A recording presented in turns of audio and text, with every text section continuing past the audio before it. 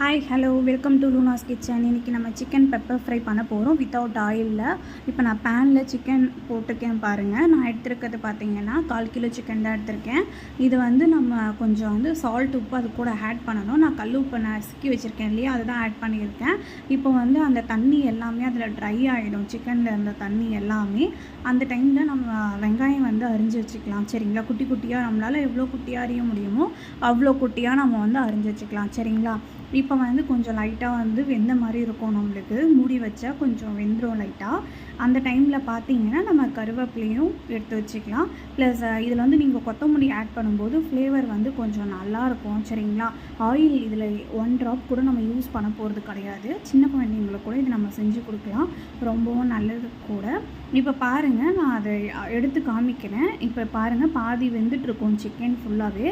இப்போ நம்ம அதை கொஞ்சம் மசிச்சு விடணும். மசிச்சு மீன்ஸ் எப்போவுமே பண்ணுறதை விட கிளறதை விட கொஞ்சம் நல்லா நசுக்கி விடணும். சிக்கனை நல்லா நசுக்கும் போது நம்மளுக்கு சீக்கிரமாகவே அது வெந்துடும். சரிங்களா, சீக்கிரமாக வெந்தால் டைமும் நம்மளுக்கு கீப்பப் ஆகும் சீக்கிரமாக. ஸோ அதனால் இதை நம்ம ட்ரை பண்ணி பாருங்கள். சரிங்களா, இப்போ வெந்துடுச்சா நான் பார்த்துட்ருக்கேன் இல்லையா. இப்போ நம்ம ஆனியன் கட் பண்ணி வச்சுருக்கோம். ஆனியன் ப்ளஸ் இஞ்சி பூண்டு பேஸ்ட்டை நம்ம ஆட் பண்ண போகிறோம். ஓகேங்களா, இஞ்சி பூண்டு பேஸ்ட் எதுக்கு நம்ம ஆட் பண்ணுறோன்னா அப்போ தான் அந்த ஃப்ளேவர் நம்மளுக்கு கரெக்டான கண்டென்சிக்கு வரும். சாப்பிட்றதுக்கும் கொஞ்சம் நல்லாயிருக்கும் நம்மளுக்கு பெப்பர்லாம் ஆட் பண்ணும்போது. சரிங்களா, இப்போ நான் கொஞ்சம் ஒரு 5 மினிட்ஸ் மூடி வச்சுருக்கேன் இல்லையா. இப்போ ஆனியன் நான் போடுறேன் பாருங்கள். ஆனியன் போட்டதுக்கப்புறம் பார்த்தீங்கன்னா கொஞ்சம் உங்களுக்கே ஃப்ளேவர் உங்களுக்கு ஸ்மெல்லும் கொஞ்சம் நல்லா உங்களுக்கு சிக்கன் குழம்பு ஸ்மெல் லைட்டாக உங்களுக்கு வரும் அதில். அந்த டைமில் பார்த்தீங்கன்னா ஆனியனும் குக் ஆகிடும். ஆனியன் ஆக்சுவலாக நம்ம ரொம்பவே வேக வைக்கக்கூடாது.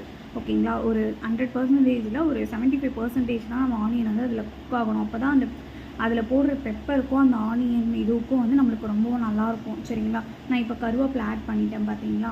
இப்போ நான் கருவேப்பிலை ஆட் பண்ணிவிட்டு ஒரு 5 மினிட்ஸ் நான் அதை மூடி வைக்க போகிறேன். மூடி வச்சதுக்கப்புறம் நான் பெப்பர் ஆட் பண்ணுறேன் பாருங்கள். எங்களுக்கு பெப்பர் கொஞ்சம் அதிகமாக தான் நாங்கள் யூஸ் பண்ணுவோம், அதனால் நாங்கள் பெப்பர் அதில் அதிகமாக போட்டிருக்கேன்.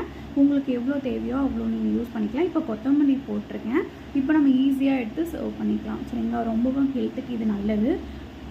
ஆயில் எடுத்துக்காதவங்க நம்ம இந்த மாதிரி ட்ரை பண்ணி பாருங்கள். ஆக்சுவலாக இதை ஒரு தடவையாச்சும் நீங்கள் இதை ட்ரை பண்ணி பாருங்கள், உங்களுக்கே ரொம்ப பிடிச்சிரும். அடிக்கடிக்கு நீங்கள் இதை செஞ்சு சாப்பிட்ணுன்றதை ஆசைப்படுவீங்க. சரிங்களா, இப்போ ஈஸியாக எடுத்து நான் சர்வ் பண்ண போகிறேன். எங்கள் வீட்டில் எல்லாருமே நல்லா இருக்குன்னு தான் சொல்ல போகிறாங்க. ஸோ ஈகர்லி வெயிட்டிங், நீங்களும் வாங்க. சரிங்களா, thank you, have a nice day, good evening.